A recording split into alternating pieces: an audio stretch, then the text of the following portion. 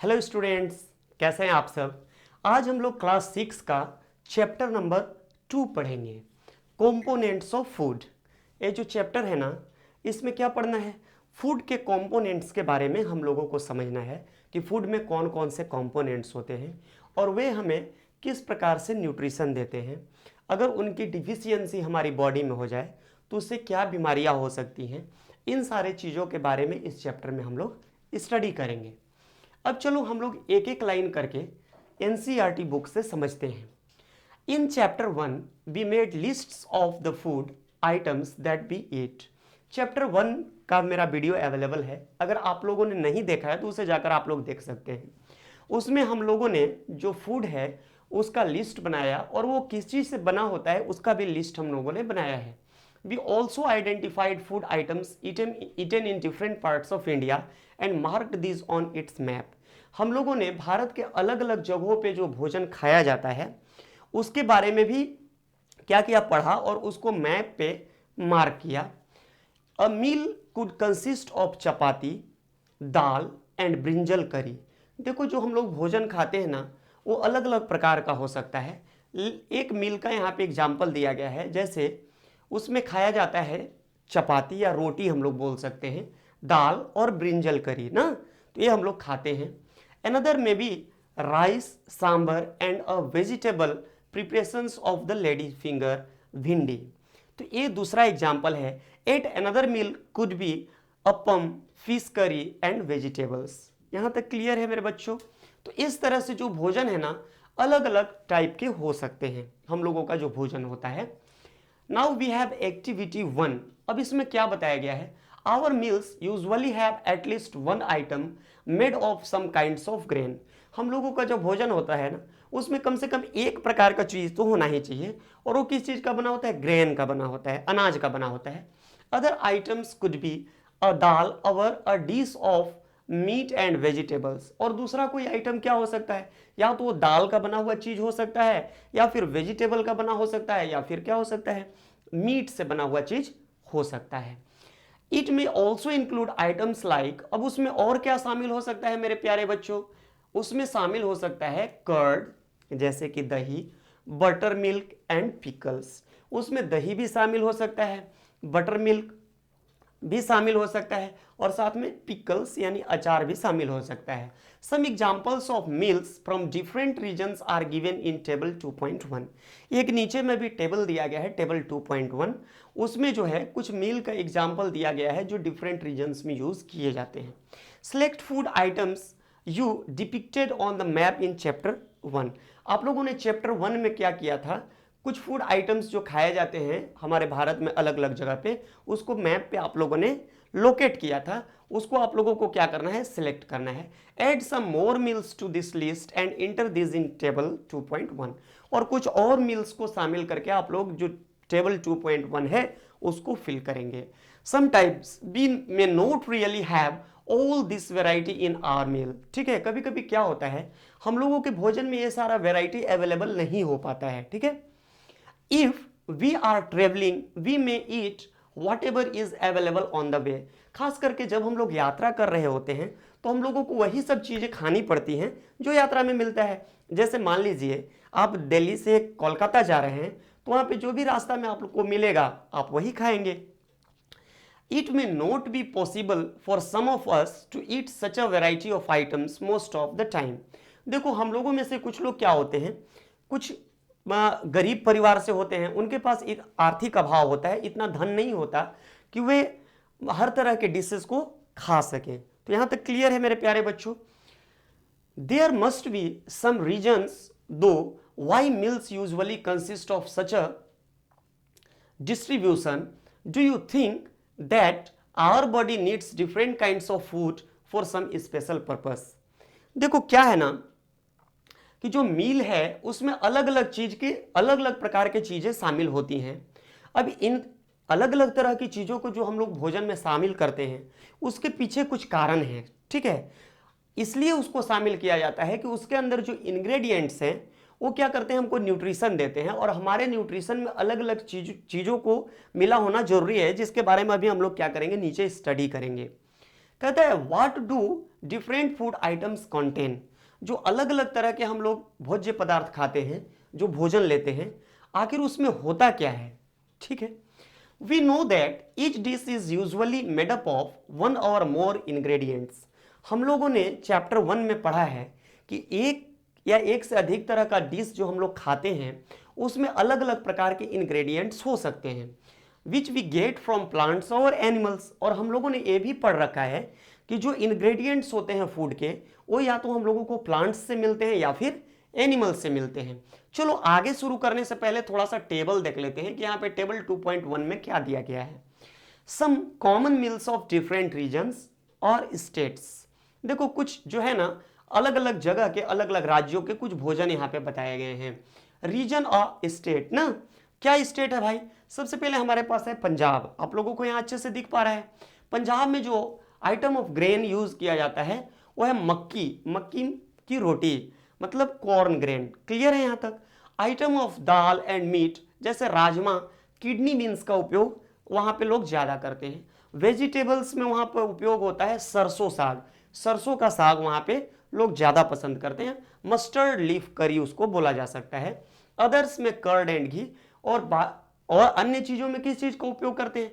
अन्य चीज़ों में वहाँ पे उपयोग किया जाता है दही का और घी का, बहुत अधिक लोग वहाँ पे इस्तेमाल करते हैं। ठीक इसी तरह से हमारे पास आंध्र प्रदेश दिया हुआ है। आंध्र प्रदेश में क्या खाया जाता है? राइस खाया जाता है, तुअर दाल और रसम मतलब चारू खाया जाता है। उसके बाद कुंदरू, डोंडकाई खाया जाता है। उसके बाद बटर मिल्क, घी, पिकल इत्यादि वहां पे खाया जाता है। आप भी जिस राज्य के रहने वाले हैं, आप जिस किसी भी स्टेट से होंगे, आपके स्टेट में कौन सा भोजन खाया जाता है या आप लोग कौन सा भोजन खाते हैं, कमेंट करके जरूर मेरे को बताएंगे। चलिए अब आगे हम लोग समझते हैं क्या दिया हुआ है। दिस, देखो यहां से छूटा था हम लोगों का, this ingredients contain some components that are needed by our body. This components are called nutrients. देखो जो फूड हम लोग लेते हैं ना, उसमें क्या होते हैं? कुछ इंग्रेडिएंट्स होते हैं। ठीक है, क्या होते हैं? कुछ इंग्रेडिएंट्स होते हैं। कंटेन्स सम कंपाउंड्स, और उस इंग्रेडिएंट्स में कुछ क्या होते हैं? कंपाउंड्स होते हैं that are needed by our body, जिसकी जरूरत हमारे बॉडी को होती है। This components are called nutrients, और इन कंपोनेंट्स को हम लोग किस नाम से जानते हैं? न्यूट्रिएंट्स के नाम से जानते हैं। अब आप समझ गए होंगे। एक बार मैं फिर से अपने भाषा में समझा देता हूं ताकि आप लोग अच्छे से समझ जाए।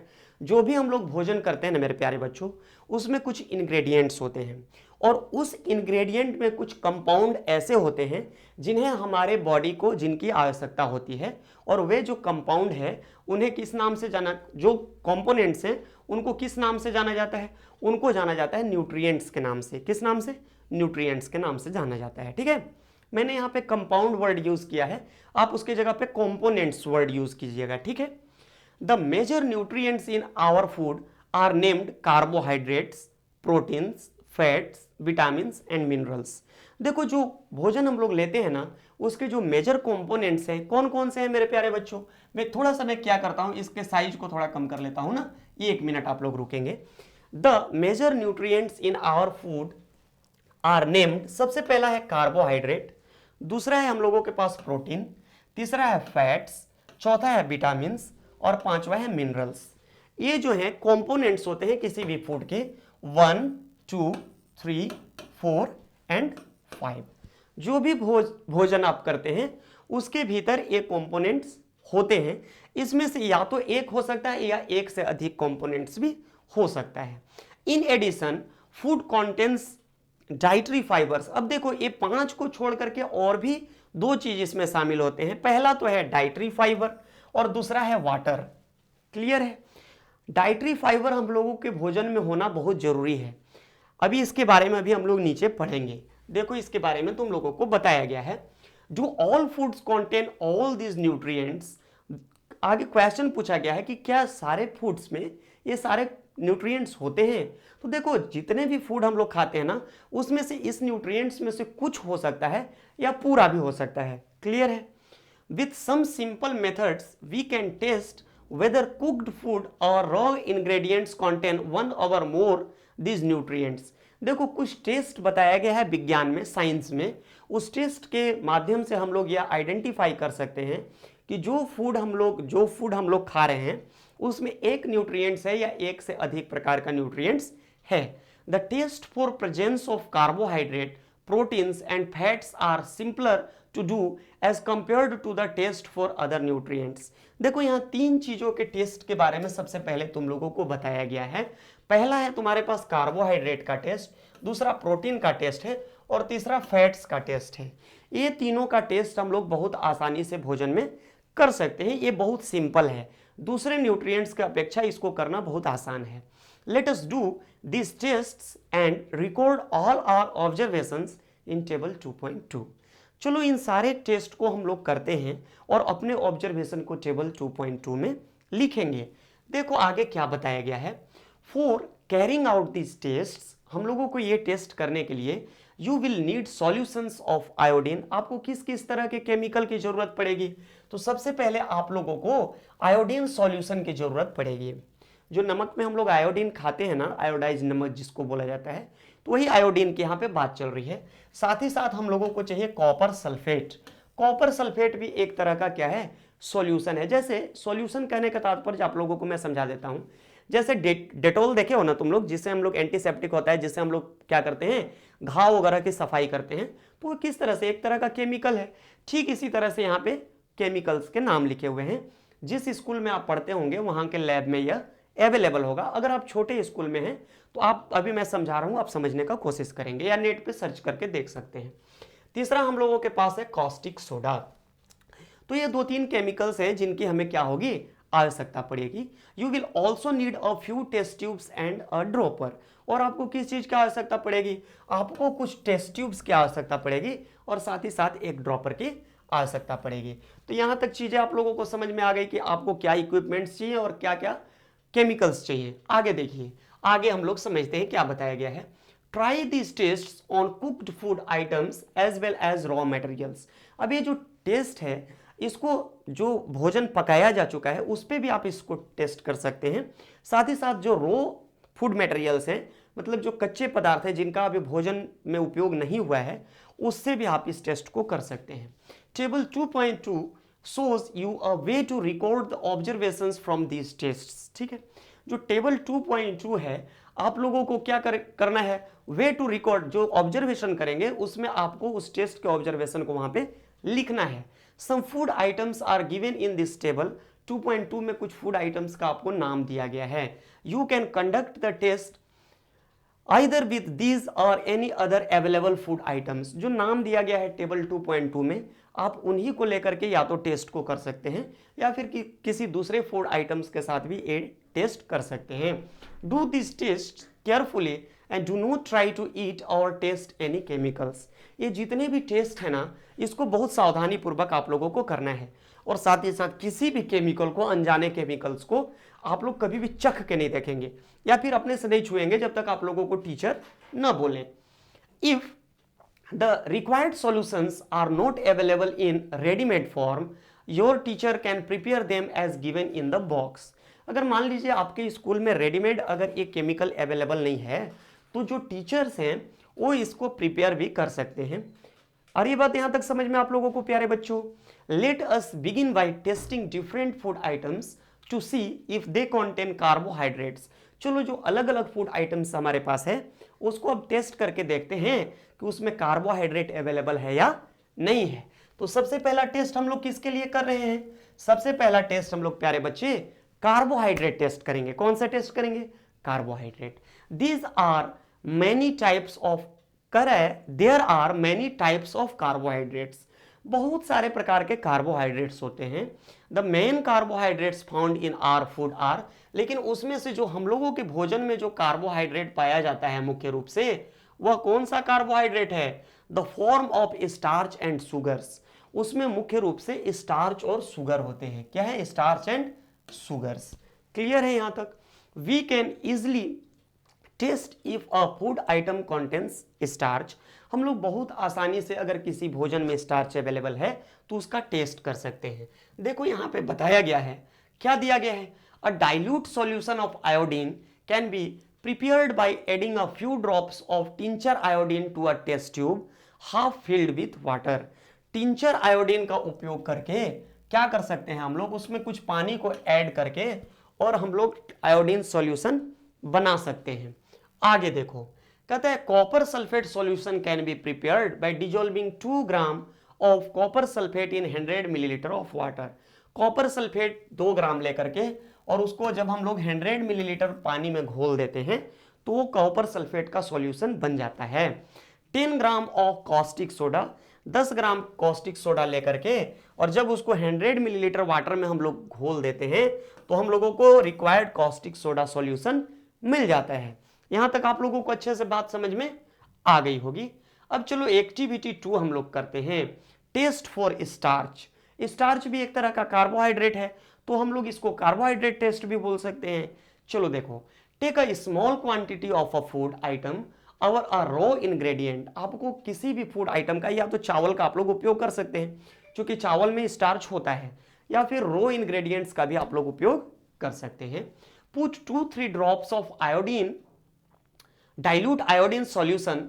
अब डाइल्यूट का अर्थ क्या है भाई, डाइल्यूट और कॉन्सेंट्रेटेड दो वर्ड है। मैं इसको बहुत आसान तरीके से आप लोगों को समझा देता हूं कि ये डाइल्यूट और कॉन्सेंट्रेटेड सॉल्यूशन क्या होता है ताकि आप लोगों को समझ में आ जाए। देखो, चीनी का शरबत लिए हो ना कभी, चीनी का शरबत हम लोग बनाते हैं तो जब चीनी के शरबत में ज्यादा चीनी घुला हुआ रहता है तो गाढ़ा लगता है हम लोगों को। जब मम्मी क्या बनाती है, शरबत बनाती है और शरबत में बहुत ज्यादा चीनी घुला हुआ है, शुगर, तो वो क्या है, तब वह है कॉन्सेंट्रेटेड। कैसा है, कॉन्सेंट्रेटेड, मतलब बहुत मीठा लग रहा है। तो उसमें हम लोग क्या करते हैं, थोड़ा पानी ज्यादा मिला देते हैं, मतलब उसको पतला कर देते हैं। तो जब हम लोग किसी चीज को पतला कर देते हैं तो वह हो जाता है डाइल्यूट। क्लियर है यहां तक मेरे प्यारे बच्चों? तो यही डाइल्यूट और कॉन्सेंट्रेटेड है। कॉन्सेंट्रेटेड मतलब होता है गाढ़ा और डाइल्यूट मतलब पतला ना। अभी आप लोगों को इतना ही बस समझ लेंगे तो आप लोगों का काम चल जाएगा। Dilute iodine solution on it, observe if there is any change. जो फूड लिए हैं आप लोग, जैसे मान लीजिए अगर आप लोगों ने चावल को टेस्ट करना है तो क्या करेंगे, जो चावल घर पे पका हुआ चावल है उसको मुंह में डालेंगे और ऐसे उसको क्या करेंगे, थोड़ा चबा लेंगे। चबा करके टेस्ट ट्यूब में आप उसको क्या करेंगे, थूक देंगे इस तरह से, ठीक है। और टेस्ट ट्यूब में उसके बाद उसमें 2 या 3 ड्रॉप, चूंकि यहाँ पे बुक में नहीं बताया गया, मैं बता रहा हूँ ऐसे आप करेंगे ज्यादा आसानी होगी।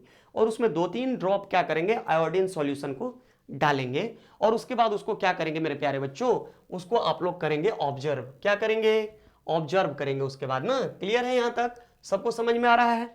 आगे देखो, observe if there is any change in the colour of the food item. उसके बाद ऑब्जर्व करेंगे कि क्या फूड आइटम के कलर में किसी तरह का चेंज आ रहा है। Did it turn blue black, क्या उसका कलर जो है ब्लू ब्लैक हो गया है, मतलब नीला काला टाइप हो गया है।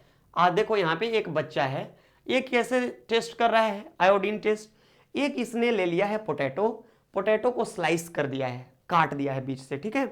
उसके बाद पोटैटो के बीच में उस पे 2 बूंद क्या कर रहा है, आयोडीन सॉल्यूशन को टपका के देख रहा है। अगर इसका ब्लू ब्लैक कलर आ जाता है तो इसका अर्थ क्या होता है, यह आप लोगों को आगे अभी बताया गया है। A blue black colour indicates that it contains starch.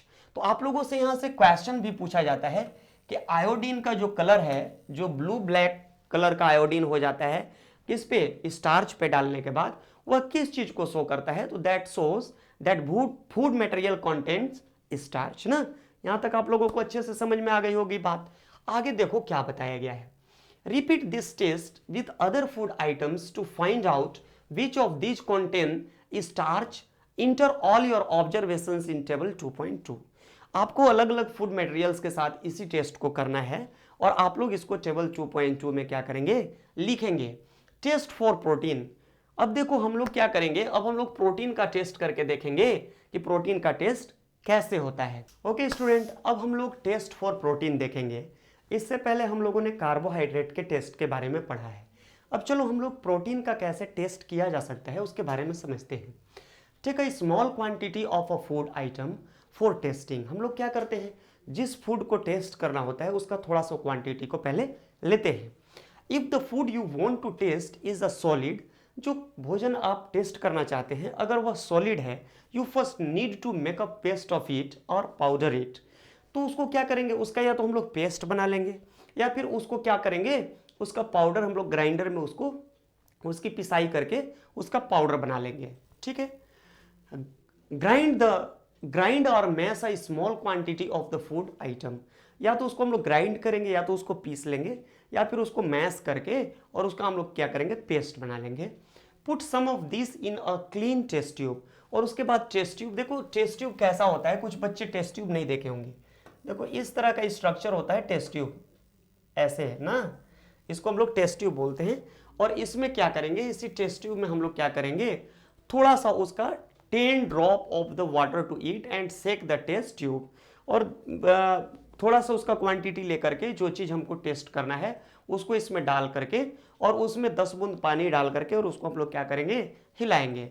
Now using a dropper add 2 drops of solution of copper sulphate, और उसके बाद एक ड्रॉपर के सहायता से हम लोग क्या करेंगे, कॉपर सल्फेट का हम लोग डालते हैं उसमें 2 ड्रॉप, कितना ड्रॉप ऐड करेंगे, 2 drop solution of copper sulphate. तो यहां तक आप लोगों को समझ में आ रहा होगा। And 10 drop solution of caustic soda, और क्या डालेंगे इसमें, 10 बूंद हम लोग डालेंगे कॉस्टिक सोडा का। तो 2 केमिकल यूज करना है। देखो इस तरह का टेस्ट ट्यूब है, टेस्ट ट्यूब में हम लोग पहले थोड़ा सा फूड मटेरियल ले लेंगे, उसमें 10 बूंद पानी डाल करके उसको अच्छे से पहले हिला लेंगे टेस्ट ट्यूब को। उसके बाद 2 ड्रॉप इसमें हम लोग कॉपर सल्फेट का सॉल्यूशन डालेंगे और साथ ही साथ 10 ड्रॉप हम लोग किसका डालेंगे, कॉस्टिक सोडा का सॉल्यूशन उसमें ऐड करेंगे। और उसके बाद हम लोग देखते हैं कि क्या होता है। देखो यहाँ पे बच्चा क्या कर रहा है, बच्चे के हाथ में है एक टेस्ट ट्यूब और बच्चे के पास है एक ड्रॉपर। तो इसमें फूड मटेरियल लिया और उसमें 10 ड्रॉप्स और डाल करके वाटर का और उसको अच्छे से सेक कर लिया। उसके बाद उसमें कॉपर सल्फेट का 2 बूंद डाला और कॉस्टिक सोडा का 10 बूंद उसमें डाल करके 10 ड्रॉप्स, और उसके बाद उसको क्या कर रहा है, सेक कर रहा है। टेस्टिंग फॉर प्रोटीन, तो यहाँ पे प्रोटीन का टेस्ट कर रहा है। टेस्ट ट्यूब फिगर 2.2 देखना है आप लोगों को, जो अभी हम लोगों ने जिसके बारे में डिस्कशन किया।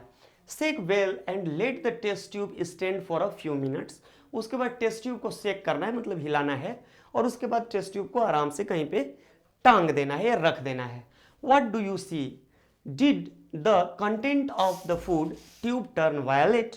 अब देखो क्या होगा कि जो फूड का कंटेंट है अगर वो वायलेट कलर का हो जाता है, a violet colour indicates presence of protein. अगर वायलेट कलर का आप लोगों को फूड मटेरियल दिखने लगे तो समझ जाना है मेरे प्यारे बच्चों कि उसमें क्या है, उस फूड मटेरियल में प्रोटीन प्रेजेंट है इन द फूड आइटम। यहां तक क्लियर है। आगे देखो क्या बताया गया है। Now you can repeat this test on other food items. ठीक है, तो और दूसरे भी जो फूड आइटम्स हैं उस पे भी इस टेस्ट को आप लोग क्या कर सकते हैं, कर सकते हैं ना, इसको करके आप वहां पे टेस्ट कर सकते हैं। Now we have table 2.2 nutrients present in some food items. इसमें देखो कुछ फूड आइटम्स में जो न्यूट्रिएंट्स प्रेजेंट होते हैं उसका आपको टेस्ट करके, इसको मैंने जो टेस्ट बताया उस तरह से, और यहाँ पे आप लोग लिख सकते हैं। सबसे पहले यहाँ पे देखो किसका टेस्ट है, स्टार्च का टेस्ट दिया हुआ है, तो हम लोगों ने इसको किया था। स्टार्च का टेस्ट किस चीज़ से किए थे हम लोग, आयोडीन सॉल्यूशन से किए थे। प्रोटीन का टेस्ट हम लोगों ने किस चीज़ से किया, कॉपर सल्फेट और कॉस्टिक सोडा के मदद से किया। तो इस तरह से सारे का टेस्ट करके और यहाँ पे आप लोगों को लिखना है। अब एक टेस्ट हम लोगों को बाकी रह गया है जो फैट का टेस्ट है, तो फैट का टेस्ट भी नीचे दिया हुआ है, थोड़ा सा उसको देखते हैं कि फैट का टेस्ट हम लोग कैसे करते हैं। देखो यहाँ पे बताया गया है टेस्ट फॉर फैट। ठीक है, फैट्स मतलब होता है तैलीय चीज, पहले तो ये बात समझ लेने लायक है। जो भी तैलीय चीज होता है ना, जैसे घी मक्खन वगैरह, जिसको हम लोग कागज पे, बटर पेपर पे या कागज पे लगाते हैं तो एक नहीं देखते हो वो कैसा हो जाता है, थोड़ा पारभासी हो जाता है ना, मतलब उसमें थोड़ा जब लाइट जलाओगे तो इधर उधर वो लाइट क्रॉस कर जाएगा। तो इस तरह से इसका टेस्ट कैसे करते हैं जिसको हम लोग समझते हैं। Take a small quantity of a food item. सबसे पहले आपको फूड आइटम का थोड़ा सा क्वांटिटी ले लेना है। Wrap it in a piece of paper and crush it, और एक कागज में इसको लपेट लेना है और उसके बाद उसको क्रश करना है, मतलब थोड़ा सा दबा लेना है हाथ से। Take care that the paper does not tear, लेकिन आप लोगों को ध्यान रखना है कि जिस पेपर में उसको आप लोगों ने रैप किया है वो पेपर न फटे। नाउ स्ट्रेट कहता है straighten the paper and observe it carefully. उसके बाद पेपर को आप लोगों को खोल लेना है और उसको अच्छे से ऑब्जर्व करना है। Does it have an oily patch, paper पे आप देखेंगे कि ऑयली पैच आ गया है, मतलब तैलीय पेपर पे कुछ चीजें दिखाई देने लगी हैं। Hold the paper against light, और उसके बाद पेपर को क्या करना है आप लोगों को, लाइट में करके उस पेपर को देखना है। Are you able to see the light faintly through this patch, क्या आप लोगों को लाइट बहुत फेंटली मतलब धुंधला सा लाइट आपको उस पेपर के दूसरे तरफ दिखाई देगा। तो इससे पता चलता है an oily patch on paper shows that the food item contains fat. आप लोग इसको आराम से घर पे करके देख सकते हैं अभी का अभी। एक कागज का टुकड़ा ले लेंगे आप लोग, और उसके बाद क्या करेंगे, थोड़ा सा 2-3 बूंद उस पर तेल टपका देंगे आप, ठीक है, और उसको ऐसे ऐसे अप्लाई करके पेपर पे, और उसके बाद उसको लाइट के तरफ करके बल्ब की तरफ, और ऐसे देखेंगे तो आप लोगों को फेंट लाइट दिखाई पड़ेगा। ये इंडिकेट करता है कि तेल में क्या है, फैट है। क्लियर है यहाँ तक प्यारे बच्चों? द फूड आइटम्स, अब थोड़ा सा यहाँ पे इसको थोड़ा सा मैं क्या करता हूँ, क्लियर कर लेता हूँ। यहाँ पे देखिए थोड़ा सा आ गया है, चलिए आगे देखिए क्या बताया गया है। कहता है द फूड आइटम्स में sometimes contain a little water, कभी कभी जो फूड होता है ना उसमें पानी का भी कुछ मात्रा होता है, तो इसलिए ध्यान रखना है कि आपका पेपर जो आप ऑब्जर्वेशन कर रहे हैं उसमें फटे नहीं। Therefore, after you have rubbed an item on paper, let the paper dry for a while, और पेपर को आपको कुछ देर तक क्या करना है, सूखने देना है। If there were any water that may have come from food, it would dry up after some time, अगर कोई पानी का अंश अगर आ भी गया है तो कुछ समय के बाद वो सूख जाएगा। If no oily patch shows up after this, the food item does not contain any fat, अगर वाइली पैच आपको पेपर पे कहीं भी दिखाई ना पड़े तो आप उससे अनुमान लगा सकते हैं कि उसमें किसी भी तरह का क्या फैट अवेलेबल नहीं है। What do this test show, are fats, proteins and starch present in all the food items that you tested. देखो सभी फूड आइटम्स में ये तीनों के तीनों चीज अवेलेबल हो, प्रेजेंट हो, ये जरूरी नहीं है। इसमें से हो सकता है कि एक प्रेजेंट हो, या हो सकता है कि 2 प्रेजेंट हो, कभी कभी हो सकता है तीनों प्रेजेंट हो। Does a food atom contain more than 1 nutrients, yes, जितने भी आप आइटम्स को क्या करेंगे, उसका जब टेस्ट करेंगे तो उसमें 2 से 1 से ज़्यादा हो सकते हैं न्यूट्रिएंट्स प्रेजेंट हो। Do you find any food item that does not contain any of this nutrients, नहीं, कोई भी फूड आइटम ऐसा नहीं होता है जिसमें कोई न्यूट्रिएंट्स ना हो, कुछ ना कुछ न्यूट्रिएंट्स की मात्रा होती ही है। We tested food items for 3 nutrients, हम लोगों ने 3 न्यूट्रिएंट्स के लिए फूड आइटम को अभी टेस्ट किया था। पहला था carbohydrate, second one was protein, and third one was fats. यहां तक क्लियर है मेरे प्यारे बच्चों? तीनों के लिए हम लोगों ने टेस्ट देख लिया है। There are also other nutrients, अब इसके अलावा भी अभी और न्यूट्रिएंट्स बचे हुए हैं। जैसा कि मैंने जब टेस्ट के बारे में चर्चा करना शुरू किया था तो वहां पे आप लोगों को बताया था कि 3 चीजों का टेस्ट करना आसान है, जैसे कार्बोहाइड्रेट, प्रोटीन और फैट्स का। और भी न्यूट्रिएंट्स हैं जिनको टेस्ट करना थोड़ा सरल नहीं है, मतलब वो इजी नहीं है, उसको टेस्ट करना कठिन है। तो जो टेस्ट करना कठिन है उसमें देखते हैं क्या है। There are also other nutrients like vitamins and, अब यहां पे क्या है, vitamins and minerals that are present in different food items, ये भी अलग अलग प्रकार के फूड आइटम्स में प्रेजेंट होते हैं, vitamins and minerals. Why do we need all these nutrients, हम लोगों की इन सारे न्यूट्रिएंट्स की जरूरत क्यों होती है। अभी थोड़ा सा इसके बारे में आगे हम लोग अच्छे से विस्तार से जानेंगे कि आखिर इन सारे फूड न्यूट्रिएंट्स की हमारे बॉडी में क्या आवश्यकता है। देखो, what do various nutrients do for our body ना, ये सारे जो न्यूट्रिएंट्स हैं मेरे प्यारे बच्चों, ये हम लोगों के बॉडी में क्या करते हैं, चलो आगे समझते हैं। Carbohydrates mainly provide energy to our body, जो कार्बोहाइड्रेट होता है ना वो मुख्य रूप से हम लोगों को एनर्जी देता है, किसी कार्य को करने के लिए ताकत देता है, एनर्जी देता है ना। तो इस बात को आप लोग क्या करेंगे, याद करके रखेंगे कि कार्बोहाइड्रेट हम लोगों को क्या करता है, मेनली एनर्जी प्रोवाइड करता है। Fats also give us energy, अब देखो कार्बोहाइड्रेट के साथ साथ फैट्स भी जो हैं वे भी हम लोगों को एनर्जी प्रोवाइड करते हैं, ये दोनों एनर्जी गिविंग फूड हैं। In fact fats give much more energy as compare to the same amount of carbohydrates, जो फैट होता है ना कार्बोहाइड्रेट की अपेक्षा बहुत अधिक मात्रा में हम लोगों को एनर्जी देता है, ऊर्जा देता है। तो ये बात भी आप लोगों को याद रखना है कि फैट जो होता है कार्बोहाइड्रेट से अधिक मात्रा में ऊर्जा हम लोगों को प्रदान करता है। फूड कॉन्टेनिंग, अब देखो आगे बताया गया है food containing fats and carbohydrates are also called energy giving foods. वैसे भोजन जिसमें फैट्स और कार्बोहाइड्रेट दोनों अवेलेबल हो, या फैट्स और कार्बोहाइड्रेट को किस प्रकार के फूड के श्रेणी में रखा गया है, आप लोगों से पूछा जाएगा तो आप लोग कहेंगे these are energy giving foods. Clear है यहां तक? एनर्जी गिविंग फूड्स कौन कौन से हैं? Number 1 is fat and second 1 is carbohydrate. याद हो गया आप लोगों को बच्चे अच्छे से? एग्जाम में आप लोग लिख देंगे अब आराम से। Now we have figure 2.3 and figure 2.4। Proteins are needed for the growth and repair of our body. हम लोगों ने कार्बोहाइड्रेट और फैट के बारे में समझ लिया कि वे क्या है भाई, वे हम लोगों को एनर्जी देते हैं, इसलिए उन लोगों को एनर्जी गिविंग फूड कहा जाता है। अब हमारे पास अगला है प्रोटीन। किसकी बात अब चलने लगी? अब चर्चा चल रही है प्रोटीन की। प्रोटीन जो है ना हमारे बॉडी में ग्रोथ और रिपेयर के लिए बहुत जरूरी है। Protein are needed for the growth and repair. ये दो बात हमेशा याद रखिएगा। प्रोटीन क्या काम करता है हमारे बॉडी में? एक तो हम लोगों के ग्रोथ में मदद करता है, मतलब हम लोगों के शरीर को बड़ा होने में मदद करता है, और साथ ही साथ अगर किसी अंग के भीतर किसी कोशिका की या किसी प्रकार के ऊतक की टूट फूट हो गई है तो उसके रिपेयर में मदद करता है। यहां तक आप लोगों को अच्छे से समझ में आ रहा होगा। देखो यहाँ पे एक चित्र बना हुआ है, इस चित्र में समझाया गया है सम सोर्सेज ऑफ कार्बोहाइड्रेट्स। इसमें कार्बोहाइड्रेट के कुछ सोर्स दिखाए गए हैं। मैं एक एक का नाम पढ़ देता हूं ताकि आप लोगों को जब कहा जाए कुछ ऐसे फूड मटेरियल्स के नाम लिखिए जिससे हम लोगों को कार्बोहाइड्रेट मिलता है, तो वहां पे आप नाम आसानी से लिख पाएंगे। पहला है स्वीट पोटैटो। स्वीट पोटैटो से हम लोगों को कार्बोहाइड्रेट मिलता है। व्हीट से भी मिलता है, राइस से मिलता है, बाजरा से मिलता है, मैज से मिलता है, मैंगो से, मेलन से, पपाया से, सुगर कोइन से और पोटैटो से। ये क्या है? कार्बोहाइड्रेट के बहुत रिच सोर्स हैं इन लोग, इससे हमको कार्बोहाइड्रेट बहुत अधिक मात्रा में मिलता है। सम सोर्सेज ऑफ कार्बोहाइड्रेट्स यहाँ पे देख लिए अब हम लोगों के पास है किसका ये सोर्स है?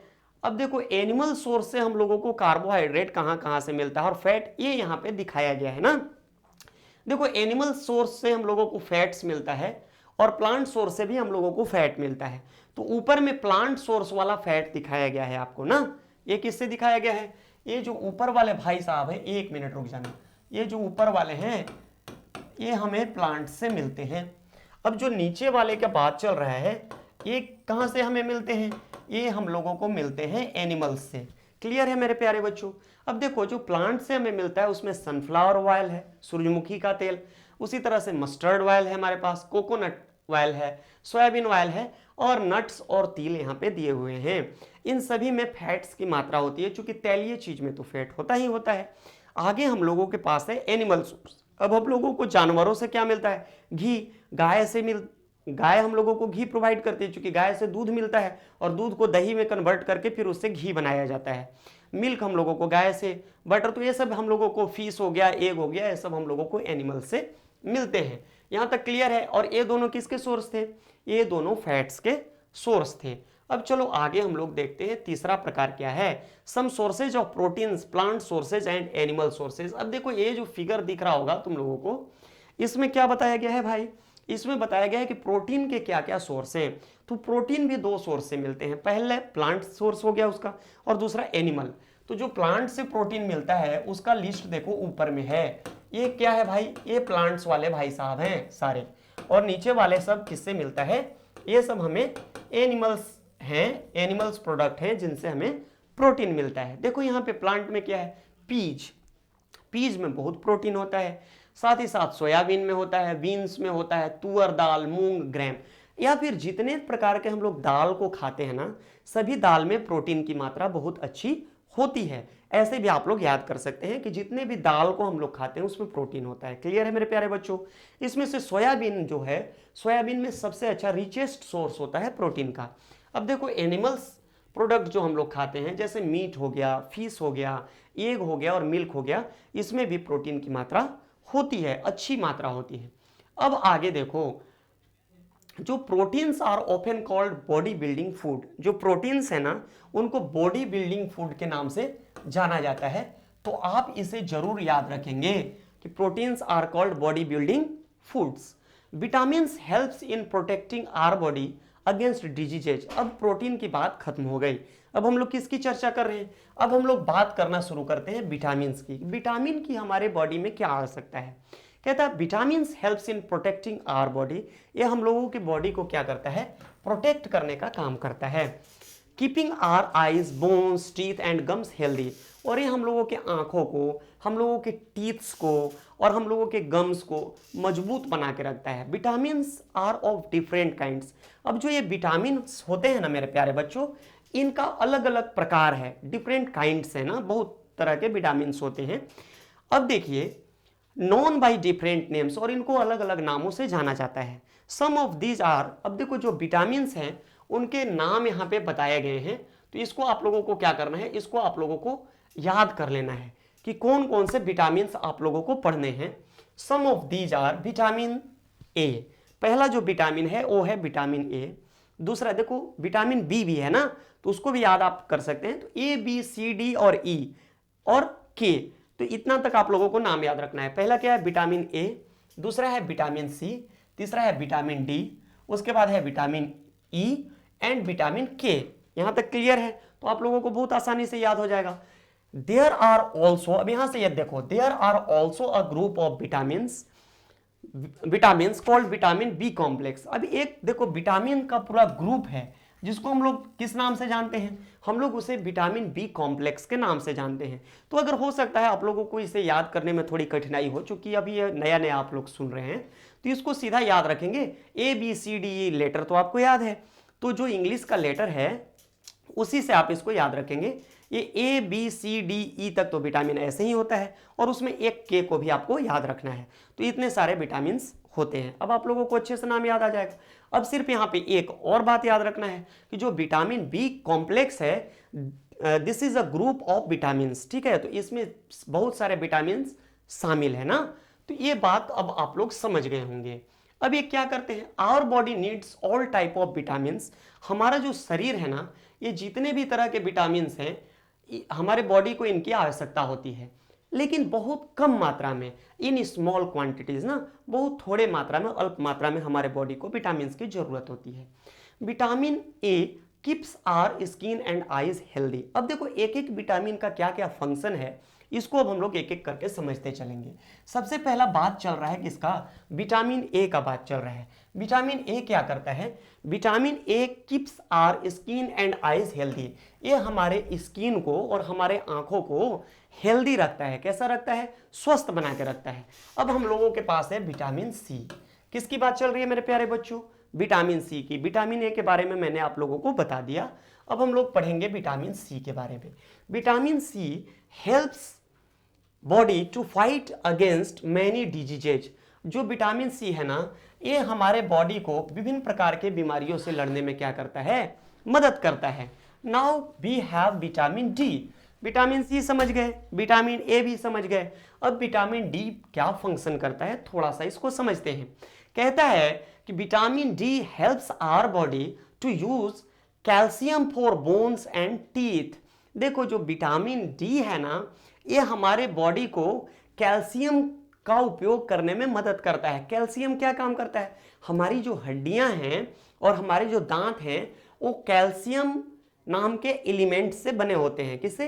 कैल्शियम नाम के एलिमेंट से बने होते हैं हमारा जो टीथ है और बोन्स हैं। तो ये क्या करता है? Vitamin D helps our body to use. ये जो विटामिन डी है ना, हमारे बॉडी को कैल्शियम का यूज करने में मदद करता है। तो क्लियर है यहां तक मेरे प्यारे बच्चों? क्या है? Vitamin D helps in the use of calcium for bones and teeth. Foods that are rich in different vitamins are shown in figure 2.6 and figure 2.9. अलग अलग विटामिन से जो सोर्स है डिफरेंट फूड्स में, उनका एक लिस्ट बनाया गया है 2.6 में और 2.9 में। वो अभी मैं नीचे आप लोगों को बताऊंगा। Minerals are needed by our body in small amounts. अब देखो जो मिनरल्स है ना, उनकी हमारे बॉडी को बहुत कम मात्रा में जरूरत होती है। अभी इसके बारे में देखेंगे। थोड़ा सा जो यहाँ पे लिस्ट बना हुआ है कुछ विटामिन और मिनरल्स का, उसको थोड़ा सा देख लेते हैं मेरे प्यारे बच्चों। यहाँ पे आप लोगों को दिख पा रहा है अच्छे से? सबसे पहला यहाँ देखो दिया गया है some sources of vitamin A, कि किसमें विटामिन ए पाया जाता है। मैंगो जब आप खाते हैं तो मैंगो में विटामिन ए की अच्छी मात्रा होती है। साथ ही साथ कैरोट मतलब गाजर में भी विटामिन ए प्रचुर मात्रा में पाया जाता है। पपाया जो आप लोग खाते हैं पपीता, पपीता में भी विटामिन ए की मात्रा बहुत अच्छी होती है। साथ ही फिश ऑयल, जो मछली से जो तेल निकाला जाता है उसे फिश ऑयल बोला जाता है। फिश ऑयल में भी विटामिन ए की अच्छी मात्रा होती है। और मिल्क में भी विटामिन ए होता है। जो मिल्क है ना, दूध, दूध जो है प्रत्येक दिन हम लोगों को पीना चाहिए। स्मॉल क्वांटिटी में भी मिले 1 कप भी दूध तो उतना भी सफिशियंट हो जाता है बच्चों के लिए। तो ये क्या है ना, हाईली न्यूट्रिशियस होता है, तो इसको जरूर लेंगे आप लोग। आगे देखिए क्या कहा गया है, some sources of vitamin B. अब विटामिन बी का क्या सोर्स है, तो पहला तो है बीट, ठीक है, गेहूं का जो रोटी हम लोग खाते हैं उससे हम लोगों को विटामिन बी भरपूर मात्रा में मिलता है। साथ में राइस हो गया और लीवर हो गया। जो मांसाहारी हैं, जो मीट वगैरह खाते हैं, तो जो लीवर का उपयोग करते हैं उनको, उसमें विटामिन बी की मात्रा बहुत अधिक होती है। अब हम लोग विटामिन सी देखेंगे। जितने भी फलों का स्वाद खट्टा होता है, साइट्रस फ्रूट उनको बोलते हैं, उसमें विटामिन सी की बहुत अच्छी मात्रा होती है। जैसे कि ऑरेंज हो गया, टोमेटो हो गया, गुआवा हो गया, ग्रीन चिल्ली हो गया, लेमन हो गया और आंवला हो गया। इसमें से जो आंवला है ना, वो रिचेस्ट सोर्स है किसका, विटामिन सी का। अब हम लोगों के पास बताया गया है some sources of vitamin D. अब किसकी बात चल रही है प्यारे बच्चों, विटामिन डी की। देखो मिल्क में, बटर में, लीवर में, एग्स में और फिश में, इसमें विटामिन डी की बहुत अच्छी मात्रा पाई जाती है। इसमें विटामिन डी प्रचुर मात्रा में पाया जाता है। अब कुछ चीजें मैंने छोड़ दिया था ऐसे, ईच वन इज इसेंशियल। अब यहाँ पे देखो बताया गया है, each one is essential for proper growth of body and to maintain good health. ये जितने भी विटामिन और मिनरल्स हैं ना, इनकी तो कम मात्रा में हमारी बॉडी को जरूरत होती है, लेकिन इनकी आवश्यकता है ताकि हम लोग स्वस्थ रह सकें। Some sources of different minerals are shown in figure 2.110। अब कुछ और सोर्स के बारे में बताया गया है फिगर 2.110 में। Most food items usually have more than one nutrients. देखो ज्यादातर जो भोजन है ना, उसमें एक से अधिक प्रकार के न्यूट्रिएंट्स पाए जाते हैं, जैसा कि हम पहले से ही आप लोगों को बताते आ रहे हैं। You may have noticed this while recording your observation in table 2.2। जब टेबल 2.2 को आप लोग फिल कर रहे थे तो वहां पे आप लोगों ने इस चीज को ऑब्जर्व किया होगा। However, in a given raw materials, one particular nutrients may be present in much larger quantity than in others। देखो कुछ फूड मटेरियल्स में क्या होगा, एक खास प्रकार का न्यूट्रिएंट बहुत ज्यादा मात्रा में होगा और दूसरे तरह के न्यूट्रिएंट्स कम मात्रा में वहां पे होंगे। फॉर एग्जाम्पल, इसका हम लोग एग्जाम्पल समझ सकते हैं, राइस हैज मोर कार्बोहाइड्रेट। जो हम लोग चावल खाते हैं ना, उसमें कार्बोहाइड्रेट बहुत अधिक मात्रा में होता है, जबकि दूसरे न्यूट्रिएंट्स थोड़े कम मात्रा में वहां पे होते हैं। दस we say that rice is a carbohydrate rich source of food।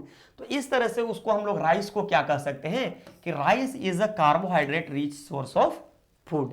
Clear है मेरे प्यारे बच्चों। इसी तरह से जो पल्सेस हम लोग लेते हैं भोजन में, उसको हम लोग बोल सकते हैं कि pulses are the richest source of protein. Clear है। चलो आगे देखो क्या बताया गया है। देखो एक चीज छूट गया था यहाँ पे, थोड़ा सा एक पार्ट छूटा हुआ था, चूंकि डिसकंटिन्यू ना हो इसलिए हम लोग आगे बढ़ गए थे, इसको समझो। Our body also prepares vitamin D in presence of sunlight. हम लोगों को सूर्य के रोशनी में, जो सुबह का सूर्य का रोशनी होता है, उसमें थोड़ी देर के लिए जरूर बैठना चाहिए, 5 से 10 मिनट। ऐसा क्यों करना चाहिए? जो हम लोगों का बॉडी है वो विटामिन सी प्रिपेयर कर सकता है खुद से। किसके हेल्प से? With the help of sunlight, सूर्य के प्रकाश के मदद से। Nowadays, insufficient exposure to sunlight is causing vitamin D deficiency in many people। बहुत सारे लोग जो महानगरों में रहते हैं, उन्हें सूर्य की रोशनी प्रॉपर मात्रा में नहीं मिल पाती, इसलिए वे लोग विटामिन डी की डिफिशियंसी से ग्रसित होते हैं। यही बात यहाँ पे बताया गया है, फोटो में दिखाया गया है। ये बच्चा जो है क्या कर रहा है, सूर्य के प्रकाश से रोशनी ले रहा है ताकि इसका बॉडी जो है विटामिन डी सिंथेसिस कर सके अपने बॉडी में। चलिए आगे देखते हैं क्या बताया गया है। Besides this nutrients our body needs dietary fibres. जैसा कि पहले ही हम लोग पढ़े थे कि सारे न्यूट्रिएंट्स के अलावा हम लोगों के बॉडी को डाइटरी फाइबर्स की भी आवश्यकता होती है। एंड वाटर, और साथ में क्या चाहिए हमारे बॉडी को? हमारे बॉडी को पानी भी चाहिए मेरे प्यारे बच्चों ना। देखो dietary fibres are also known as roughage. ये जो डाइटरी फाइबर्स है, इनको एक और नाम से जाना जाता है। वह नाम क्या है? इन्हें रफेज के नाम से भी जाना जाता है। तो ये बात आप हमेशा ध्यान में रखेंगे कि डाइटरी फाइबर को रफेज के भी नाम से जाना जाता है। रफेज को हिंदी में रुक्षांश कहते हैं। थोड़ा सा हिंदी का भी वर्ड आप लोगों को सीखना चाहिए, कभी कभी आवश्यकता पड़ जाती है। Roughage is mainly provided by plants products in our body. ये जो रफेज होते हैं ना, ये एनिमल सोर्स से हम लोगों को नहीं मिलते हैं, ये हम लोगों को सिर्फ प्लांट सोर्स से ही मिलते हैं मेरे प्यारे बच्चों ना। तो इसको आप लोगों को याद रखना है। होल ग्रेन्स एंड पल्सेज, जो हम लोग क्या खाते हैं, जब हम लोग कोई ग्रेन्स को भिगो करके उसको कच्चा खाते हैं, होल ग्रेन खाते हैं, और कुछ दालों को जब हम लोग खाते हैं, साथ ही साथ पोटैटोज का सब्जी वगैरह जब खाते हैं, फ्रेश फ्रूट खाते हैं, मतलब ताजी जो फल है उसको जब हम लोग खाते हैं, या फिर वेजिटेबल्स का हम लोग जब सलाद के रूप में, मतलब सलाद के रूप में जब प्रयोग करते हैं, सैलेड्स के रूप में, तो वो क्या होता है, उससे हम लोगों को रफेज मिलता है। क्या मिलता है? रफेज मिलता है ना। रफेज तो हम लोगों को न्यूट्रिशन नहीं देता है हमारे बॉडी को, फिर भी ये बहुत इंपॉर्टेंट है हमारे बॉडी के लिए। क्यों भाई? देखो आगे बताया गया है, roughage does not provide any nutrients. Roughage हम लोगों को किसी तरह का न्यूट्रिएंट्स प्रोवाइड नहीं करता है to our body, but is an essential component of our food. फिर भी यह हमारे फूड का इसेंशियल कंपोनेंट है, and aids to its bulk, और हमें अपने भोजन में से ज्यादा मात्रा में लेना चाहिए।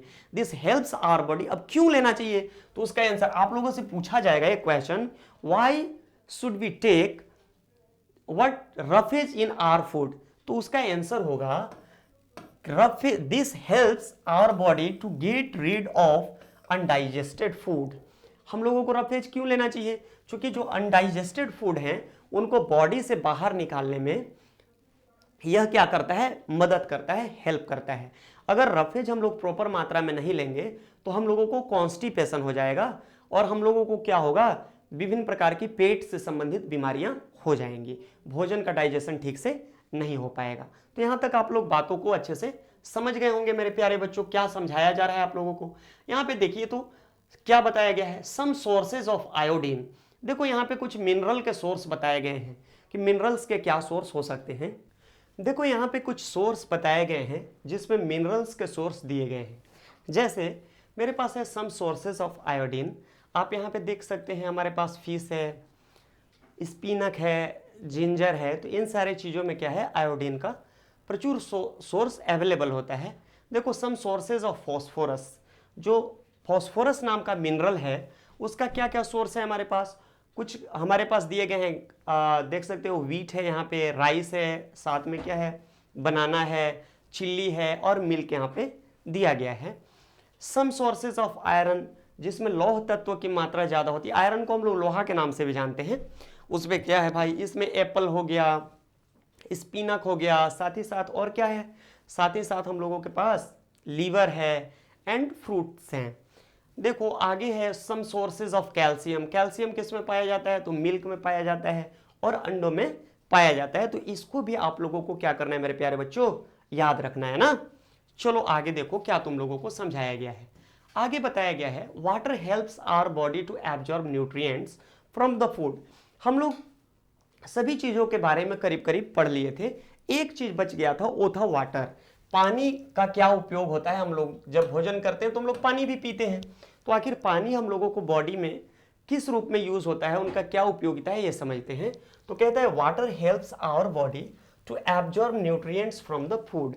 ये फूड से, भोजन से न्यूट्रिएंट्स को एब्जॉर्ब करने में मदद करता है। It also helps in throwing out some wastes from body as urine and sweat। ये हम लोगों के बॉडी से जो वेस्ट प्रोडक्ट होते हैं, जो हानिकारक पदार्थ होते हैं, उनको बॉडी से बाहर निकालने में भी मदद करता है, यूरिन के रूप में और स्वेट के रूप में। यूरिन समझ रहे हैं आप, स्वेट मतलब पसीना होता है, क्लियर है। Normally we get most of the water that our body needs from the liquids we drink. जो ज़्यादातर जो पानी है हमारे बॉडी में लिक्विड फूड के माध्यम से हमको प्राप्त होता है। That our body needs from the liquid we drink such as water, milk and tea. इससे हमें क्या मिलता है भाई? इससे हमको पानी मिलती है, पानी मिलता है, ठीक है। In addition we add water to most cooked foods. और साथ ही साथ हम लोग क्या करते हैं? ज़्यादातर जो हम लोग भोजन बनाते हैं उसमें हम लोग किसका? पानी का इस्तेमाल करते हैं। Let's see if there is any other source which provides water to our body. चलो देखते हैं कि कोई और सोर्स है जो हम लोगों को पानी प्रोवाइड करता है भोजन में। इसके लिए हम लोग क्या करेंगे, for this we shall perform an activity, activity 3 ना, इसके लिए हम लोग एक एक्टिविटी परफॉर्म करते हैं।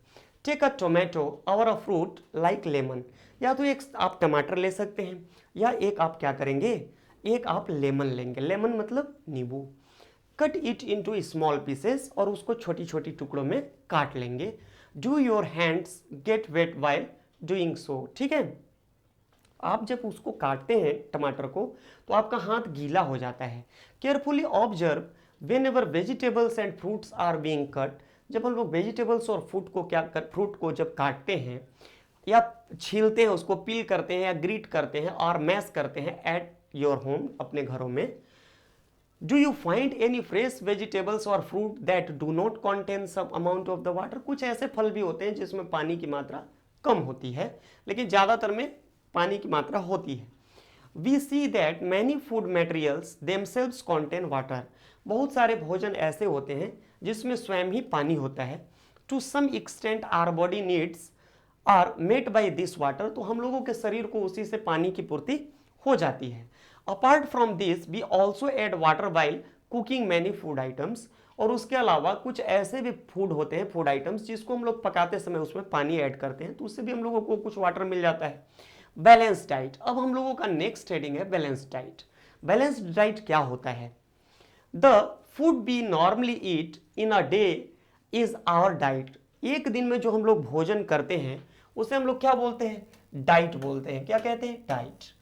For growth and maintenance of good health our diet should have all the nutrients that our body needs in right quantities, हम लोगों के लिए ग्रोथ के लिए और बॉडी के मेंटेनेंस को बनाए रखने के लिए हमारा जो फूड है ना उसमें सारे न्यूट्रिएंट्स प्रॉपर मात्रा में होना चाहिए। तो यहाँ तक दिखा गया है not to much of one, ना तो बहुत ज़्यादा किसी न्यूट्रिएंट्स का होना और ना ही बहुत कम मात्रा में, उसको क्या होना चाहिए, एक प्रॉपर मात्रा में होना चाहिए, कम या ज़्यादा नहीं। The diet should also contain a good amount of roughage and water, और जो हम लोग भोजन करते हैं उसमें गुड अमाउंट में रफेज और वाटर भी अवेलेबल होना चाहिए। सच अ डाइट इज कॉल्ड, और इस तरह के डाइट को हम लोग क्या कहेंगे, बैलेंस डाइट के नाम से जानेंगे। तो यहां तक आप लोग बात समझ गए, मतलब वैसे डाइट जिसमें सारे न्यूट्रिएंट्स गुड प्रोपोर्शन में अवेलेबल हो उसको हम लोग बैलेंस डाइट कहते हैं। Do you think that people of all ages need the same type of the diet, आप लोगों को लगता है कि सभी उम्र के लोगों को एक ही तरह की भोजन की आवश्यकता होती है? नहीं, ऐसा नहीं होता है। जो इन्फेंट्स होते हैं, छोटे बच्चे, उनका डाइट अलग होता है। जो 8, 9, 10th में पढ़ने वाले बच्चे हैं या टीनेजर्स हैं उनको फूड की अलग आवश्यकता है, और जो बूढ़े लोग होते हैं उनको अलग तरह के डाइट की आवश्यकता होती है। Do you also think that what we need for a balanced diet would depend on the amount of physical work that we do, हाँ, जो हम लोग डाइट लेते हैं ना वो फिजिकल वर्क पे भी निर्भर करता है। जो लोग ज़्यादा काम करने वाले, शारीरिक मेहनत करने वाले व्यक्ति होते हैं उन्हें क्या चाहिए, ज़्यादा डाइट जिसमें ज़्यादा कैलोरी हो, मतलब ज़्यादा जिसमें एनर्जी हो, वैसे डाइट की उन्हें ज़्यादा ज़रूरत पड़ती है। Prepare a chart of whatever you eat over a period of a week, आप एक चार्ट बना सकते हैं कि आपने एक सप्ताह के अंदर क्या क्या खाया है। Check whether all the nutrients mentioned are present in one or the other food items being eaten within a day or so. तो इस तरह से आप एक चार्ट बना लेंगे। Pulses, groundnut, soyabean, sprouted seeds, moongs and Bengal gram, fermented foods, South Indian foods such as idlis, a combination of the flours, missi roti, thepla, made from cereals and pulses, banana, spinach, sattu, jaggery, available vegetables and other such foods provide many nutrients। तो ये बहुत सारे चीज को हम लोग खाते हैं, उसका नेम क्या किया गया है, यहाँ पे मेंशन किया गया है। Therefore one can eat a balanced diet without expensive food materials। देखो हम लोग जो अपने घर पे भोजन करते हैं ना वो बैलेंस डाइट ही होता है। क्लियर है यहाँ तक मेरे प्यारे बच्चों? जो भी हम लोग घर पे खाते हैं, रोटी, सब्जी, दाल, दही, चावल, पापड़, अचार, थोड़ा थोड़ा सब चीज़ जब आप खाते रहते हैं तो बैलेंस डाइट होता है। जब तक कि हम लोगों को कोई खास तरह का बीमारी ना हो तब तक बहुत ज़्यादा हम लोगों को दूसरी चीज लेने की आवश्यकता नहीं होती है। Eating the right kind of the food is not enough, it should also be cooked. अब देखो, अच्छे तरह का भोजन तो हम लोगों को खाना ही चाहिए, उसके साथ जो भोजन हम लोग खाते हैं वह अच्छे तरह से पका हुआ भी होना चाहिए, मतलब प्रॉपरली कुक्ड होना चाहिए, so that its nutrient are not lost, ताकि उसके भीतर जो उसके घटक हैं, जो न्यूट्रिएंट्स हैं, वो लॉस्ट न हो जाए, वो किसी तरह से बर्बाद न हो जाए। Are you aware that some nutrients get lost in the process of cooking and preparations? क्या आप लोगों को पता है कि बहुत सारे न्यूट्रिएंट्स जो होते हैं जब हम लोग भोजन को बनाते हैं उस समय क्या होते हैं, वे बर्बाद हो जाते हैं या उनकी हानि हो जाती है। इसका एग्जाम्पल अभी हम लोग देख सकते हैं। If the vegetable and fruits are washed after cutting or peeling them, देखो जब सब्जियों को हम लोग काट करके उसके बाद उसको जब हम लोग धोते हैं, it may result in the loss of some vitamin, तो इस तरह से उसमें से कुछ विटामिन क्या होता है, बह जाता है। The skins of many vegetables and fruits contain vitamin and minerals, कुछ वेजिटेबल्स और फ्रूट्स के जो स्किन होते हैं, छिलके, उसमें विटामिन और मिनरल्स पाए जाते हैं। तो उसको अगर हम लोग पील कर देंगे, छील करके फेंक देंगे, तो विटामिन और मिनरल्स को भी हम लोग फेंक देंगे। Similarly repeated washing of rice, हम लोग चावल को क्या करते हैं, बहुत अधिक धोते हैं कि चावल में क्या है, कुछ भी गंदगी हो तो निकल जाए, एंड पल्सेज, और दाल को भी हम लोग उसी तरह से धो करके पकाते हैं। इस तरह से जब हम लोग उसको बहुत अधिक धोते हैं तो उसमें जो विटामिन एंड मिनरल्स प्रेजेंट होते हैं वो क्या हो जाते हैं, वे भी बह जाते हैं पानी के साथ, इसलिए उसको भी हम लोगों को ध्यान में रखना है। We all know that cooking improves the taste of the food and makes it easier to digest. जो फूड है ना उसको कुक करना बहुत जरूरी है, इससे क्या होता है, इस टेस्ट तो फूड का बढ़ ही जाता है और साथ ही साथ वो डाइजेस्ट करने में भी आसान हो जाता है। इसीलिए हम लोगों को कभी भी भोजन को पका करके खाना चाहिए। हम लोग सलाद को और कुछ चीज़ों को छोड़ करके बाकी को ऐसा ही खाना चाहिए। एक चीज़ देखो यहाँ पे छूट गया था, तो अभी इसको समझ लेते हैं। पहेली क्या बोलती है? Paheli wonders whether animal food also consist of these different components and do they also need a balanced diet? हाँ, एनिमल्स को भी अलग अलग तरह के कंपोनेंट्स की आवश्यकता होती है और उन्हें भी बैलेंस डाइट चाहिए। अगर उन्हें बैलेंस डाइट नहीं मिलेगा तो उनका प्रॉपर ग्रोथ नहीं होगा और वो भी विभिन्न प्रकार के बीमारियों का शिकार हो जाएंगे। तो यहाँ तक आप लोगों को समझ में आ गया होगा बात कि अभी किस चीज़ पे चर्चा हो रही है। अब चलो इसको आगे बढ़ाते हैं। At the same time cooking also results in the loss of certain nutrients. Many useful proteins and considerable amount of minerals are lost if excess water is used during cooking and is then thrown away. तो बहुत सारे proteins ऐसे हैं ना और minerals जिनको बहुत अधिक अगर कुकिंग किया जाए तो वो क्या होते हैं, डिस्ट्रॉय हो जाते हैं, बर्बाद हो जाते हैं, टूट करके खत्म हो जाते हैं। Vitamin C gets easily destroyed by heat during cooking. जब हम लोग खाना बनाते समय वैसे फूड्स जिसमें विटामिन सी की मात्रा ज़्यादा होती है, जब उसको बहुत अधिक बॉयल करते हैं तो विटामिन सी क्या होता है, डिस्ट्रॉय हो जाता है। Would it not be sensible to include some fruits and raw vegetables in our diet? इसलिए कभी कभी हम लोगों को क्या करना चाहिए, कुछ फलों को और सब्जियों को अच्छे से साफ करके कच्चा खाना चाहिए, जिससे हम लोगों को विटामिन और न्यूट्रिएंट्स प्रॉपर मात्रा में मिल सके। Boojho thought that fats would be the best food to eat. अब देखो बूझो के मन में क्या आता है, एक शैतानी अब आ रहा है। बूझो कहता है कि जो फैट है बेस्ट फूड होगा क्योंकि उससे बहुत ज़्यादा एनर्जी मिलता है। अब वो क्या करता है, ऑल द टाइम, ठीक है।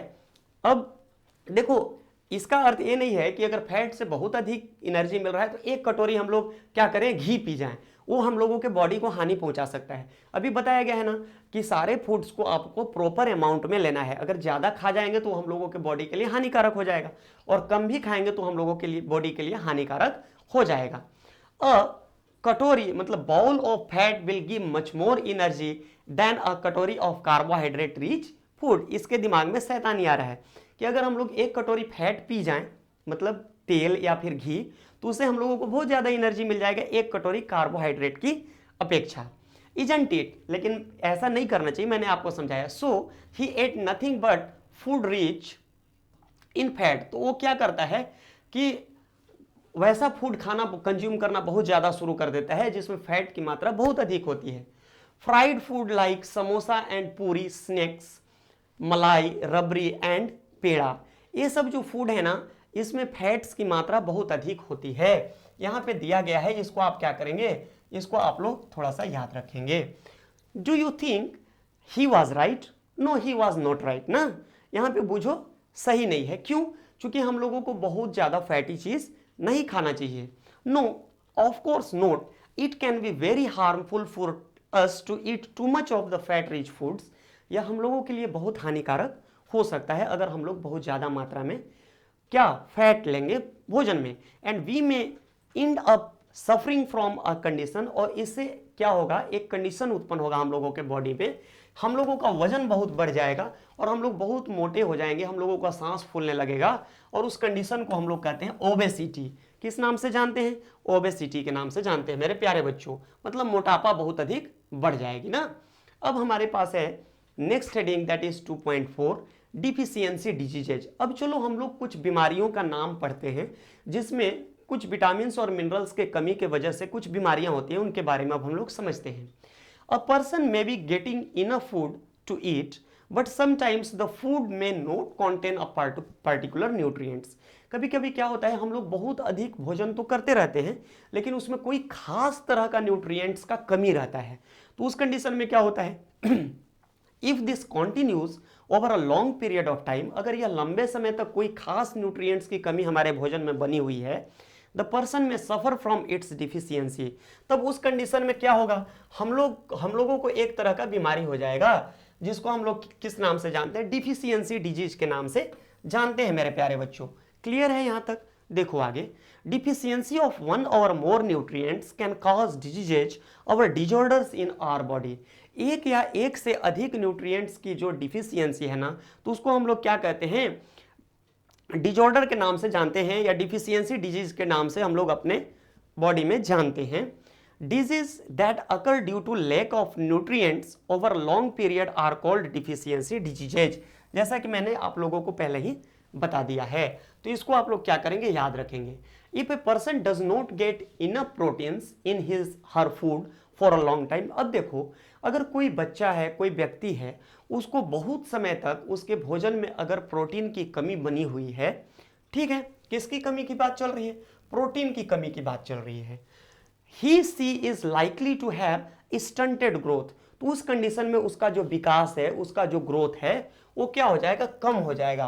क्लियर है यहां तक प्यारे बच्चों? स्टंटेड ग्रोथ होने लगेगा। स्वेलिंग ऑफ द फेस, और उसका जो चेहरा है वो फूल जाएगा, सूजन आ जाएगा उस पर। डिस्कलरेशन ऑफ हेयर, और उसका बाल जो है कैसा होगा, डिस्कलर हो जाएगा, मतलब उसके हेयर ग्रे होने लगेंगे ना, बाल पकने लगेगा। स्किन डिजीजेज एंड डायरिया, और उसको स्किन डिजीज होने लगेगा, और साथ ही साथ वह व्यक्ति डायरिया उसको बार बार होने लगेगा। ये सब किसके निशानी है, ये सब प्रोटीन डिफिशियंसी के निशानी है मेरे प्यारे बच्चों ना। तो इसको ध्यान में आप लोग रखेंगे। आगे देखिए क्या बताया गया है, if the diet is deficient in both carbohydrate and protein. अगर कोई भोजन ऐसा कर रहा है जिसमें कार्बोहाइड्रेट और प्रोटीन दोनों का कमी बना हुआ है लंबे समय से, ठीक है, लंबे समय से, तो उस कंडीशन में क्या होगा, द ग्रोथ में स्टॉप कंप्लीटली। तो उस व्यक्ति का ग्रोथ जो है क्या हो जाएगा, कंप्लीटली रुक जाएगा, पूरी तरह से स्टॉप हो जाएगा। Such a person becomes very lean and thin, और वैसा व्यक्ति बहुत दुबला पतला हो जाएगा, एंड सो वीक, और बहुत कमजोर हो जाएगा, that he she may not be even able to move, और वह व्यक्ति चलने फिरने में भी असमर्थ हो जाएगा। तो ये बात आप लोगों को समझ में आ गई कि अगर कार्बोहाइड्रेट और प्रोटीन दोनों की डिफिशियंसी एक साथ हो जाए तो एक व्यक्ति के साथ क्या क्या हो सकता है। अब देखो आगे क्या बताया गया है, deficiency of different vitamin and minerals may also result in certain diseases. Vitamin और मिनरल्स के डिफिशियंसी से भी विभिन्न तरह के डिजॉर्डर्स हो सकते हैं। Some of these are mentioned in table 2.3। जो टेबल 2.3 दिया गया है ना, उसमें कुछ चीजों का लिस्ट आप लोगों को बताया गया है, अभी मैं पढ़ के आप लोगों को सुना दूंगा। All deficiency diseases can be prevented by taking a balance diet. अब देखो जितने भी डिफिशियंसी डिजीज हो रहे हैं इसको हम लोग रोक कैसे सकते हैं, तो इसका एकमात्र उपाय है कि हम लोग बैलेंस डाइट लें। कभी कभी क्या होता है मेरे प्यारे बच्चों कि किसी चीज़ का बहुत अधिक हमारे बॉडी में कमी हो जाता है, तो उसके चलते जब बीमारी हो जाता है कोई डिजीज, तो हम लोग डॉक्टर के पास जाते हैं, और डॉक्टर क्या करता है, उसी हिसाब से हम लोगों को कोई मेडिसिन प्रोवाइड कर देता है, तो उसकी डिफिशियंसी खत्म हो जाती है। चलो आगे देखते हैं क्या बताया गया है। In this chapter we asked ourselves the reason why widely varying food from different regions had a common distribution. अब देखो, अब आप लोगों को समझ में आ गया होगा। This distribution we find ensure that our meals have a balance of the different nutrients needed by the body. तो अलग अलग चीजों को शामिल किया जाता है अगर अलग अलग फूड में, इसके चलते हमारे बॉडी को क्या होते रहता है, न्यूट्रिशन प्रॉपर मात्रा में मिलते रहता है। यहाँ पे देखो तो मेरे प्यारे बच्चों क्या बताया गया है, यहाँ पे टेबल 2.3 दिया गया है। इसमें कहा गया है some diseases disorders caused by deficiency of vitamin and minerals. जो मैंने अभी बताया था कि एक चार्ट में समझाऊंगा, उसमें दिया गया रहेगा। पहला है विटामिन ए। किसकी बात चल रही है यहाँ पे? यहाँ पे सबसे पहले बात चल रही है विटामिन ए की। क्लियर है यहाँ तक? अब देखो तो तुम लोगों को हो सकता है अच्छे से ना दिख रहा हो, थोड़ा सा मैं इसको बड़ा कर लेता हूं ना, अब आप लोगों को अच्छे से दिख रहा होगा। चलिए अब देखिए, सबसे पहला बात चल रहा है विटामिन ए का। अब देखो, डिफिशियंसी अगर हो जाएगा विटामिन ए का किसी के बॉडी में, तो उसको लॉस ऑफ विजन, मतलब उसको दिखाई देना कम हो जाएगा, वो रात में बहुत कम, खास करके गोधूली के बाद उसको कम दिखने लगेगा। सिम्टम्स क्या होगा? पुअर विजन, वह व्यक्ति उसको धुंधला दिखाई पड़ेगा। Loss of vision in darkness, रात में तो वह बिल्कुल भी नहीं देख पाएगा। ठीक है, इसको हिंदी में रतौंधी के नाम से जानते हैं। Sometimes complete loss of vision, और कभी कभी वो व्यक्ति पूर्णतया अंधा हो सकता है। Now we have vitamin B one. जब विटामिन बी1 की कमी हो जाती है किसी व्यक्ति के बॉडी में, तो क्या होता है, कौन सी बीमारी होती है? उस कंडीशन में व्यक्ति को बेरी बेरी नाम की बीमारी हो जाती है। क्या है? बेरी बेरी ना। और इसका क्या सिम्टम है? जब बेरी बेरी नाम का बीमारी हो जाएगा तो हम लोगों के बॉडी में कौन से लक्षण, कौन से सिम्टम आने लगेंगे, तब हम लोग जानेंगे कि इसको बेरी बेरी नाम का बीमारी हो गया है। तो उसके वीक मसल्स, मतलब उसके जो मसल्स हैं हम लोगों के बॉडी में, यहाँ पे देखो हैंड में मसल होता है ना, उसी तरह फुट में भी मसल्स होते हैं, तो ये जो मसल्स हैं उसके कमजोर हो जाएंगे। Very little energy to work, और उस व्यक्ति के अंदर काम करने का जो ताकत है बहुत कम मात्रा में होगा। वो जरा सा भी चलेगा फिरेगा तो उसको क्या आने लगेगा? हाँफ आने लगेगा ना, वो व्यक्ति हाँफना शुरू कर देगा। तो यहां तक क्लियर है आप लोगों को? चलिए अब हम लोग अगले विटामिन के बारे में समझते हैं, that is vitamin C. Vitamin C, vitamin C की जब कमी हम लोगों के बॉडी में हो जाती है मेरे प्यारे बच्चों, तो उस समय हम लोगों को एक बीमारी होता है, उसका नाम है स्कर्वी। क्या नाम है उसका? स्कर्वी। जब स्कर्वी नाम की बीमारी होती है तो कौन से सिम्टम आएंगे बॉडी में? इसका क्या लक्षण है? ब्लीडिंग गम्स, जो मसूड़े हैं ना उससे खून निकलने लगता है। ठीक है, wounds take longer time to heal, और अगर कहीं पे घाव हो जाए या कट्स लग जाए तो उस कंडीशन में उनको हील होने में, उनको भरने में बहुत अधिक समय लग जाता है। आगे है हम लोगों के पास विटामिन डी। विटामिन डी की जब डिफिशियंसी होती है तो एक बीमारी होता है जिसको हम लोग रिकेट्स के नाम से जानते हैं। किस नाम से जानते हैं? रिकेट्स के नाम से। इसमें क्या होता है? Bones become soft and bent, हड्डियां जो होती है ना, ऐसे हड्डी तो हम लोगों का बहुत सख्त है, स्ट्रांग है, लेकिन जब रिकेट्स नाम की बीमारी हो जाएगी तो उस कंडीशन में हड्डी क्या होगा? सॉफ्ट हो जाएगा और जगह जगह से वो मुड़ जाएगा। क्लियर है? आप कभी कभी बहुत दुबले पतले गांव के बच्चे को देखे होंगे जिनको डिफिशियंसी डिजीज होगा, उनका हड्डी मुड़ जाता है, तो वो किस बीमारी से ग्रसित है? वो रिकेट्स नाम की बीमारी से ग्रसित है। क्लियर है यहाँ तक? आगे देखो, अब अगर कैल्शियम की डिफिशियंसी हो गई है अगर फूड में, तो उस कंडीशन में क्या होगा? बोन एंड टीथ डिके, तो हड्डियां अपने आप से क्या होने लगेगी? कमजोर होने लगेंगी, झड़ने लगेगी, भीतर कैल्शियम उसका क्या होने लगेगा? खत्म होने लगेगा, और जो दांत हैं, दांत भी खराब होने लगेगा। बिग बोन्स टूथ डिके होता है इसमें। आगे देखो क्या बताया गया है, आगे आयोडीन की अगर डिफिशियंसी हो जाती है हम लोगों के भोजन में, तो उस कंडीशन में क्या होगा? आप लोग किसी किसी का गला फुला हुआ देखेंगे कि बड़ा सा गला हो जाता है, तो इस कंडीशन में इस बीमारी को हम लोग ग्वाइटर के नाम से जानते हैं। आयोडीन की जब कमी होगी तो कौन सी बीमारी हो जाएगी? ग्वाइटर नाम की डिजीज हो जाएगी। इसमें क्या होता है भाई ग्वाइटर में? तो ग्वाइटर में जो गला के पास ग्लैंड्स होते हैं, glands in the neck appear Solan, ठीक है, तो फूला हुआ, उसमें सूजन हो जाएगा। मेंटल डिसेबिलिटी, और इसमें दिमाग भी जो व्यक्ति का होता है वो कमजोर हो जाता है, सुस्त हो जाता है, खास करके बच्चों का दिमाग ना, मेंटल रिटार्डनेस इसमें आ जाता है। Our next mineral is iron. अगर आयरन की डिफिशियंसी हो जाए, लौह तत्व की कमी हो जाए किसी के बॉडी में, तो क्या होगा? इस कंडीशन में एनीमिया नाम की बीमारी हो जाएगी। उस बीमारी को हम लोग किस नाम से जानेंगे? एनीमिया के नाम से। और एनीमिया में क्या होता है? बहुत वीकनेस लगने लगेगा आप लोगों को। कैसा लगने लगेगा? वीकनेस, बहुत कमजोरी। कोई भी काम करेंगे तो आप लोगों को थकान थकान थकान टाइप लगेगा। इस तरह से मेरे प्यारे बच्चों ये चैप्टर समाप्त हो गया है। आप चैनल को लाइक करेंगे, सब्सक्राइब करेंगे और कमेंट करके बताएंगे कि आपको कैसा लग रहा है और आगे आप लोगों को क्या पढ़ना है, ताकि मैं आप लोगों के लिए नया नया वीडियो लेकर के आ सकूं और आप लोगों को क्या कर सकूं, नया नया चीज सिखा सकूं। Thank you very much.